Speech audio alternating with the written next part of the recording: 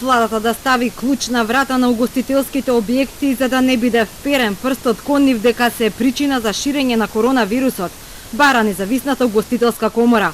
Велат со скратувањето на работното време до 21 часот, угостителите се пред крах, не остваруваат ниту 10% од прометот во истиот период лани.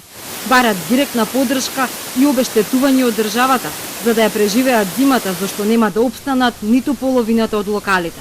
Финансиската помош за исплата на минималец пак не можат да ја користат, бидејќи голем дел од нив не ги исполнувале условите.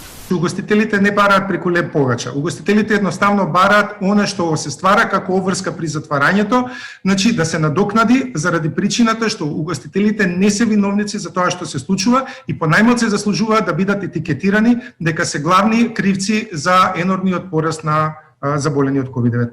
Што значи штетите тек допрва ќе се утврдуваат. Владата пак преку 5 мерки од четвртиот сет со 7,5 милиони евра планира да го помага туристичко-угостителскиот сектор.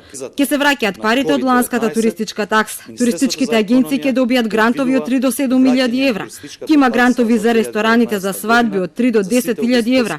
Игротеките ќе можат да добијат до 5.000 евра, а лиценцираните туристички водачи помош од 65.000 денари. Аплицирањето почнува од денеска на платформата Дома си е дома. Министерот Бектеши вели туристичкиот сектор е најподдржан досега, но не ја исклучува можноста од нови мерки на наредната година. Дали угостителите ќе затворат или не, остава на нивната слободна волја. Ние не можеме да им наложиме на некои да затворат или не. Одлука за целосно затварање на угостителските објекти во моментов не се разгледува и мислиме дека нема да се донесе до крајот на годината. Тие што ќе одлучат да ги затворат сами, тоа е нивна слободна волја.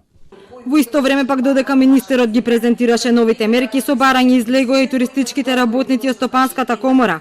Бараат бесплатни тестови за странците кои ќе доаѓаат во земјава, поддршка за промоција и измени во законот за и тие да може да ја користат помошта од државата за исплата на минималец.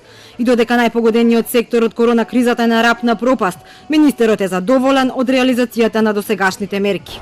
За 4 месеци не се искористени ни половината или 43.000 од 110.000 ваучери за туризам од 6.000 денари. Граѓаните пак имаат уште еден месец да ги искористат, но голем дел се уште ги продаваат на социјалните мрежи за половина цена.